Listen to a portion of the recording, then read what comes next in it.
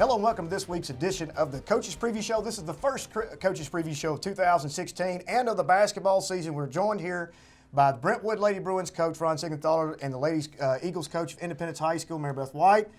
My positive friends, how are you guys doing today? Great. Doing well. Thank you so much for being here. It's a big game tonight. We're both looking for our first district win. The season is early, Coach White. I know. We've talked off the air about things going on, rebuilding year, young year, whatever, fill in the blank. But let's talk about basketball. I love basketball. You go into the gym, you smell that varnish, you hear those shoes squeaking, you smell the popcorn. There's nothing better to me than that. Now, I have to go back. It's pretty good on that Friday night up at Cookeville when they won the state championship for Independence. That was nice. However, we are basketball coaches at heart, and when you walk into that heat on a good cold night, there's nothing like it. So let's talk about what's going on. Coach Seigenthaler, let's start with you first. Good wins thus far over Hillsborough, Overton, and Beach. Yes, let's talk about where we are right now over the holiday break, what tournaments that you played in, and how you did. We typically go to Beach High School, and that's a post-Christmas tournament. It's a 3-day event. Based on how you do day one, kind of directs you on how you do, who your matchup will be on day 2 as well as day 3. I like going there because there's a flavor. I've played teams from Alabama, Indiana, Kentucky. I don't know what the draw is to come to Sumner County, but nevertheless there is that draw. This year we had a chance to play a couple of teams in Kentucky, as well as then as the bracket unfolded, we met Cane Ridge again, who we had played earlier in a Thanksgiving tournament. Some positives came out of the tournament in that competitive all 3 games, had opportunities down the stretch, but as we're learning this basketball team, and this basketball team is learning their identities within helping define those roles, we have come up short a little bit down the stretch. So 2 goals usually when you go into these tournaments, obviously, and sometimes you can almost roll the dice going to these holiday tournaments because of the fact the kids sometimes don't want to be there.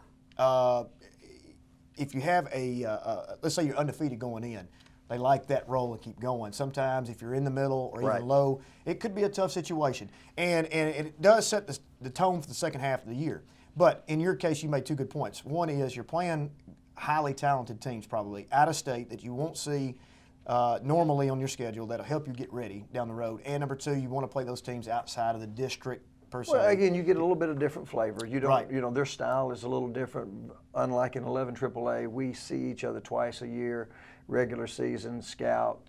People understand their programs unless there's been a turnover in the coach's chair. They don't know your stuff.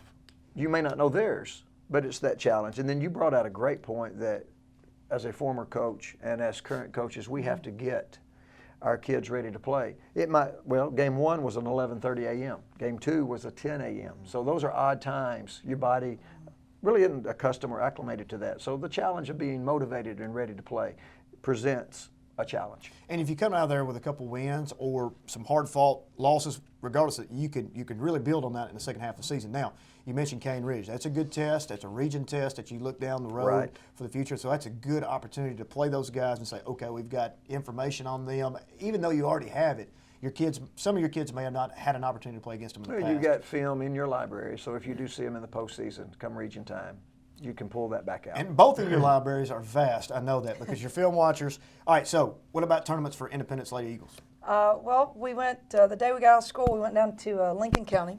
No, we didn't. We went to Lawrence County. Sorry. Went to Lawrence County and played Lincoln County. Great. Took them double overtime.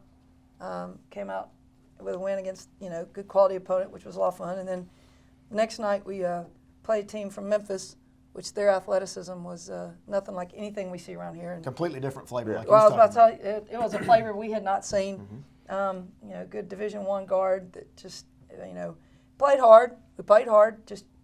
They were just a lot more athletic and, of course, faster than we were. And then after Christmas, we played in Nashville at the Overton tournament, much like the beach tournaments, 3-day, win, you go this way, lose, you go this way. Good win against Overton the first day, played Hillsborough the second day, took them to double overtime, lost by 1 point, 0.4 seconds on the clock, somebody hits a free throw, So that was kind of a. I actually was going to write that down, but I know how you are about having the good losses. There's no such thing. But I feel like there are such things as good losses. You know, we had chances to win in regulation, first overtime. You know, should have never been in the situation that it comes down to a free throw with 0.4 seconds. But that was semifinal. You know, you hit another free throw here or there, we'll play in the championship game, Right. which would have been, you know, a great confidence booster. But I think we got a lot of confidence in those games anyway. Then third day we played Antioch, had chances to win that game, lost by 4. You know, so good, close games. So again, we're young. You know, 14 people in the program. Ladies, 7 of them are freshmen. You know, 3 are getting a lot of varsity time. So it's all that identity and learning the role and learning the different pace between middle school and varsity. Holy moly! It's a pretty big jump. Matter of fact, I think it's a bigger jump than from high school to college. I mean, that's just, you go in as a 13, 14-year-old playing against a 17, 18-year-old female. There's just a big, vast difference of strength, size, speed, etc. So just the pace and the right, and the understanding too. The cuts, Right. you know, the ball's coming my way, swinging on the wing. You've got to set those cuts up versus in the past you could just make those simple passes. You know, there's so many small nuances of the game. We were just talking about off there too about just they practice well. They can execute and practice as long as we're dictating everything. Well, sure. Because they're just kind of still in that robotic. You've I'm put supposed to defensive go rules in here, place. you know, but if the defense does it, I can't have an option B or C, and so and that's a lot of just youth and young and learning how to read the defense and adjust. Well, we've had a game this week. School's not in session. School will be in session or have been in session for 2 days now. So we're getting back in the flow. That's exciting from a coaching standpoint because we get in that normal routine of being in normal hours, getting practice times, normal time, game times, people there, people in town. So let's talk about growing pains thus far real quick. What are growing pains that we've experienced thus far? Understanding your role. Old coach's cliche, players make plays. Part of the role is now it's time to be a player. If you're going to be expected to make plays, then you've just got to be able to step up and make a play when it's your turn. Coach Seigenthaler, you know, female athlete of the year, Wilco winner, Jenny Roy. Oh, yeah. I mean, one of the top players in the district. Was she co-MVP last year? Help me remind me. Co-MVP of the district last year with Lily Yes. Carter, correct? Yes. Jesse Boozer. You know, I say these names, you say, please quit talking about them because that is the past. But Sure. you have to build upon the past. You had great players. So with those growing pains, you graduate those girls, and now you're trying to fill those spots with roles with maybe somebody that don't have as much. So does that play a significant role as well? And the leadership. Absolutely. And until you lose that type of leadership, we as coaches forget how valuable that is because you don't replace that. That's the next role that the rising senior steps into, and they may not have that characteristic. Forget the scoring, forget her uncanny ability to rebound, the intangibles, the behind-the-scenes stuff, the practice, work ethic, etc., all go in play that are not on the stat sheet. And, you know, you're hoping somebody steps into that role. Same question to you, growing pains, Katie Pierce, Nakia Golden, you know, you having to have to move pieces around to fill those spots. Yeah, Katie brought just a type of intensity and just, you know, competitiveness. And it's hard to feel that. Like I said, sometimes you have players that work hard, but they just don't have that characteristic. They don't have that leadership characteristic or that quality in them, and that's what. You brought a couple of, please don't be offended, a couple of old school coaches. Now she's not. Chronologically, she's not in my category, nor are you. But we've been around a while, and the one thing that we've not mentioned is that leadership couples with mental toughness. Whether they step on the floor and go and actually make that shot or that defensive stop, all they had to do is say, come on, we got this. And then everybody bought in and go, we have got that. Well, and when you don't have that player players that are doing that. Or the player that comes in the huddle when the game's online says, Coach, give it to me. You know, that was Roy. Yeah. That was Pierce. You know, I want the ball in my hands. You know, and now it's even better. And that's why Jenny guarded Pierce. And it's it's even better when 2 or 3 of the teammates said, "We're going to get her open, get her." Absolutely. So you know that everybody's bought into the situation. They know, hey, game's on the line. We've got to go. I don't necessarily need the credit. We want to win. But we're going to give it to them. That's part of just being so young, too. Is, you know, and they still have the kind of deer in the headlight look. Yeah. At that. and it makes you want to pull your hair out. And It is coming up. You mentioned something too, that mental toughness that is so often overlooked, that tenacity, to be able to face adversity, whether it's in practice, you are dogging them on them, not because of the fact that you just dislike them, it's because of the fact you know they can do better, and they've been in your program for 4 years. Yes. We expect this, and they can handle that. Well, if they can handle that in practice, it should be easier in a game. Sure. That's always been my philosophy, and I'm finding myself having to explain that. Right. Make practice harder than the game's going to be. Yeah. In past years, that hasn't had to be explained. It Right. was understood. Right. So we are dealing with that inexperience, and that whether it's youth by age or whether it's youth by lack of experience, that's where we are. The ebb and flow of public education coaching, correct? Of being, that's the way it is. It's just constant, perpetual cycle of ebb and flow. You're going to have some up years, you're going to have some down years. So let's flip the coin to the positive side. I'm going to start with you.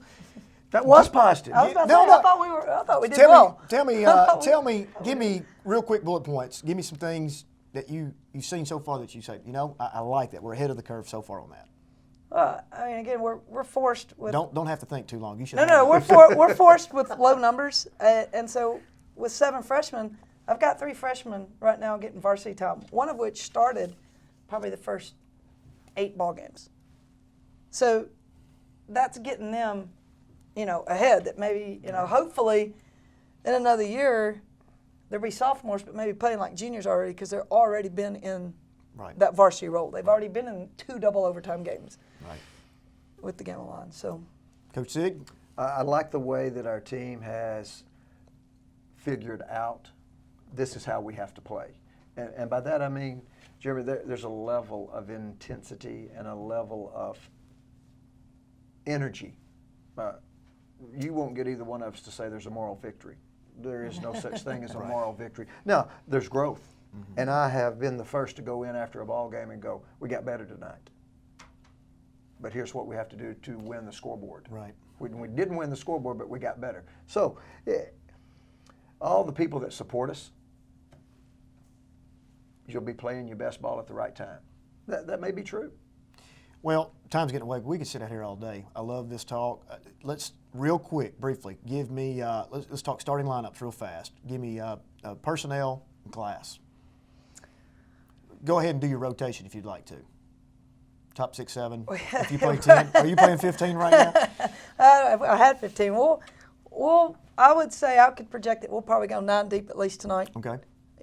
Of course, it depends on the situation. Right. Depends on what kind of tricks he has up his sleeve and what we want to throw at him. Well, y'all don't know each other very well, so it'll be interesting to see. He actually coached against me when I played, so he's much older. He is I old told school. you. He is old school. Much older school. Older school. Coach? We'll probably go 8 deep. 8 deep. In the rotation, and we've settled in on the 5 that start. It's who I've been starting the last several ball games, for the simple fact that I want some continuity, and you know what you get. Well, top 3 spots in the district. Predictions. Include yourself. Don't. Whatever you'd like to do. Top 3 spots in the district right now. It's early. What do you think? I'm going to go ahead and do one and get out of the way. We all know that Dixon right now is probably the clear-cut favorite. Yeah. So I agree with that. So second, third place right now, you got to look at Centennial. I think Ravenwood's playing really well. I think they are too. Yeah. Centennial's record right now, haven't gotten to the heart of the schedule yet, but Coach Hill's sitting at got 10 wins right now and kind of turning things around. So what do you think those next 2 spots? Ravenwood, obviously you both have nodded. So give me a third spot. Could it be one of you guys? Could it be? Just hadn't seen enough to know Okay. how to go that Is it too deep. early? I know. Well, For me, it is. Okay. Centennial's young, playing hard. I mean, Centennial's going to surprise a lot of people. Well, either way, somebody's coming out tonight with a district win, and it's going to be fun. Thank you so much for being here. We could talk all day. I appreciate you being here. And when we come back from the break, we'll be on the boys' side of the Independence Brentwood game. Stay tuned. We'll be right back.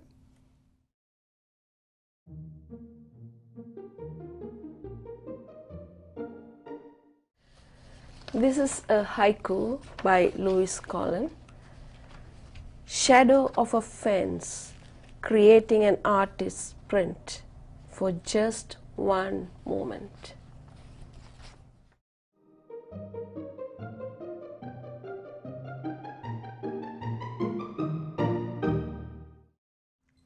Hello and welcome back to the Coaches Preview Show. We're now joined on the boys' side of tonight's game, tonight's matchup, district matchup between Brentwood and Independence. The two Gregs, Greg Glass, Greg Shirley, thank you for being here, guys. Coach Shirley, let's start with you. Our viewers, you're new to the WCS Sports Conference, brand new, first year here, not a new coach by any stretch of the imagination. You've got 30-plus years experience. Tell us about a little bit about yourself. 30 years in Orlando, Florida. The last school I was at, Boone High School, was ranked in the top 10 in the state the last 4 years. Had a very good career there and was really excited about the opportunity to come to Brentwood and make the move to Tennessee. Right now, coaching staff-wise, who did you bring anybody with you on your coaching? I brought Vince Carter Sr. Okay. He came with me, and I met a teacher, Steve Patterson, that was head girls basketball coach in Jackson, Tennessee, and had coached college basketball, and he's coaching my freshman team. Okay, so got a good staff. Excellent staff. So far, things are going good. Now, records right now, 4-12, hitting some lumps early. You know, we were talking about earlier, ebb and flow of basketball. Brentwood High School last year, a bucket away from winning the AAA state championship. Brentwood does not stay down long. So I'm going to go ahead and tell you, don't get discouraged. I know you're not. I know you're working hard. You said some good things off the air. You feel good about things going the way it's going. The seasons here are broken into 3 different seasons. You got your preseason, which is before Christmas. You have your postseason after Christmas, and then you have the tournaments. Right. And it doesn't matter what you've done up until that point in the tournaments. If you don't deliver during the tournaments, it doesn't matter. You cannot, go further. But I'm very curious right now. Both of you guys are out-of-state guys. Coach Glass from Kentucky roots. You've got Florida roots. Give me real quick in a snapshot the difference between Florida basketball and Tennessee basketball. Florida basketball, there's a lot of athleticism where if we played defense for 3 or 4 passes, the ball was going to be shot up over the rim. Here, definitely that there's a lot more ball movement and a lot more structure. Overall, better shooters and better post players. In Florida, a lot of it was off dribble penetration. Right.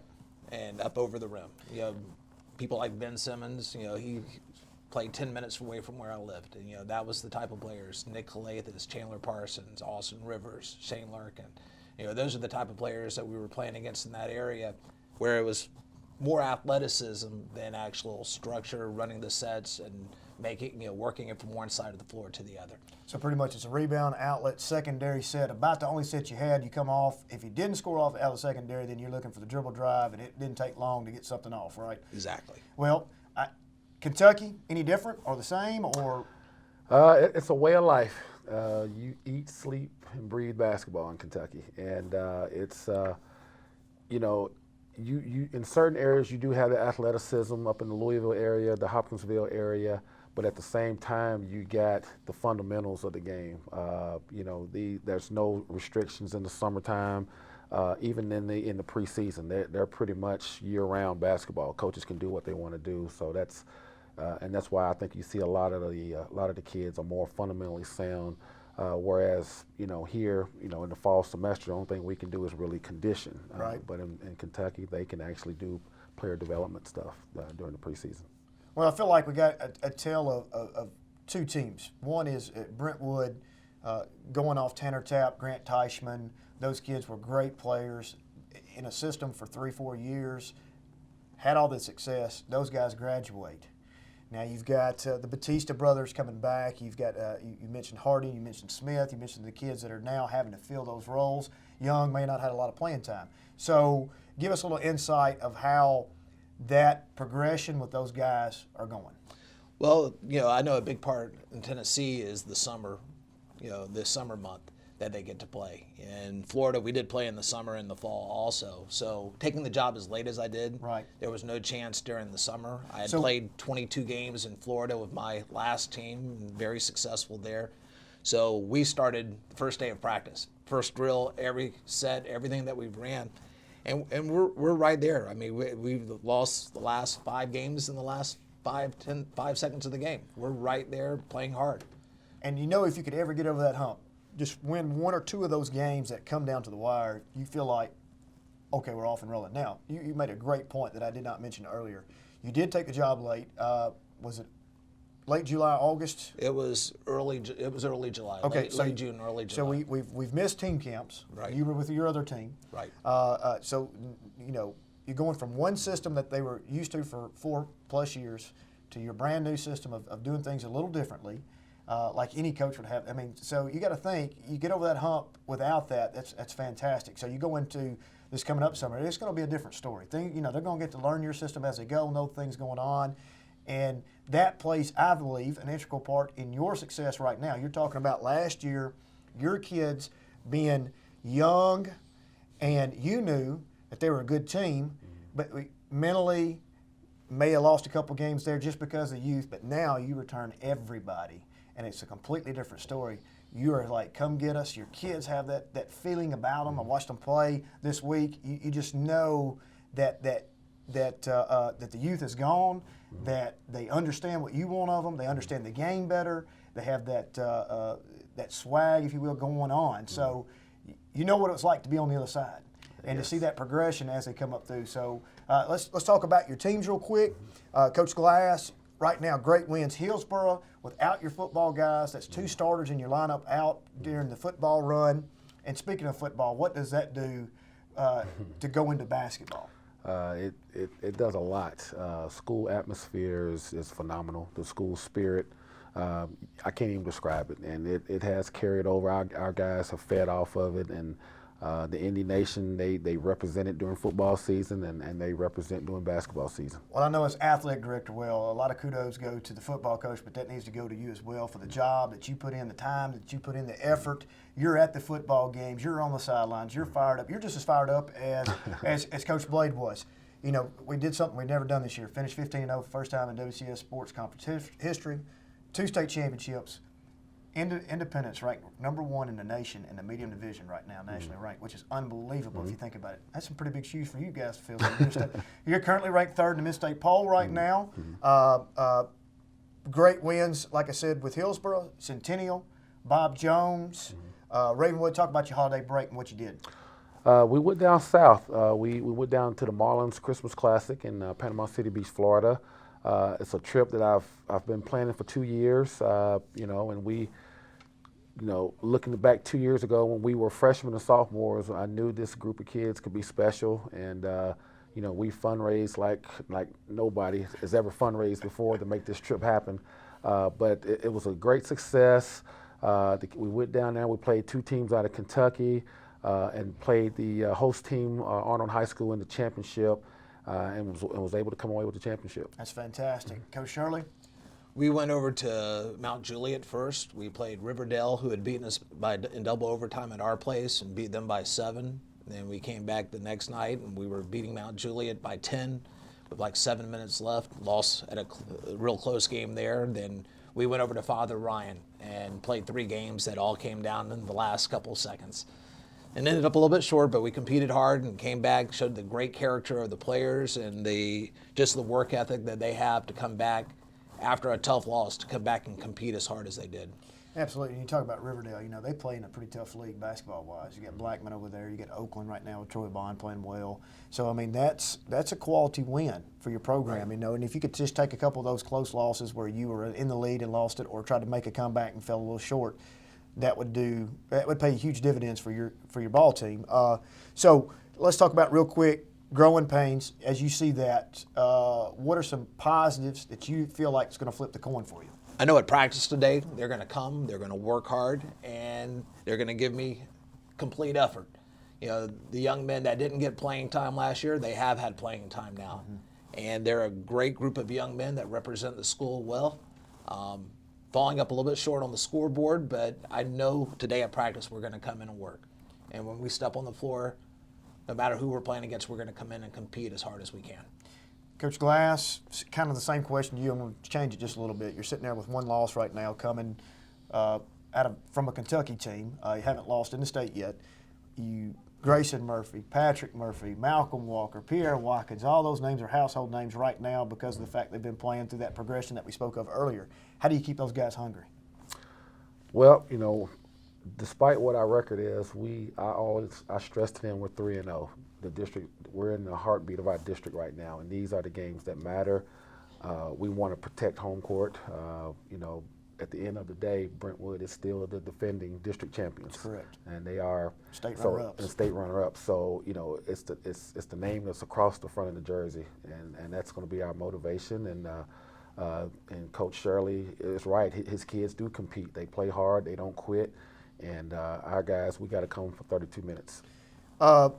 Let's talk about that district-wise. Coach Shirley, please remind me, you've got two district wins, two district games under your belt right now. Who are those against?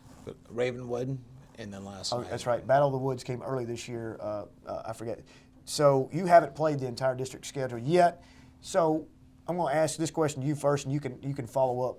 How hard is it? A lot of people don't understand. How tough is it to win a district game in our district? It's every a grind. given night. It is a grind. Every single night, you got to come for 32 minutes, whether if you're at home or away. You know, both schools know each other. We know what they're going to do. They know what we're going to do, and it comes down to which team is going to impose their will on the other team. And I'll throw this question at you. If you haven't learned already, and I'm sure that you have, you played Ravenwood early, and you know that you can throw records completely out the door. It doesn't matter if either one of you have a win. When that game happens, you notice probably there's something different. It was a great atmosphere. We did not have our best game of the year at all when we played them. But the cool part about being able to play twice is you make adjustments, you prepare, and you keep changing. And like you said, very well said about imposing your will. So there will be, you know, we're changing on a daily basis. So I look at Independence, I had a chance to watch them early. They've already had their identity. We're still creating our identity, where you have one returning starter, and Benny ended up starting later in the year from last year. So you have a lot of young men, and we're still creating our own identity while we play. That's a great point. So in that same line, please talk about your personnel real quick. We got about 2 minutes. Can you give me a quick top 5 guys that you're playing right now in your rotation? Who?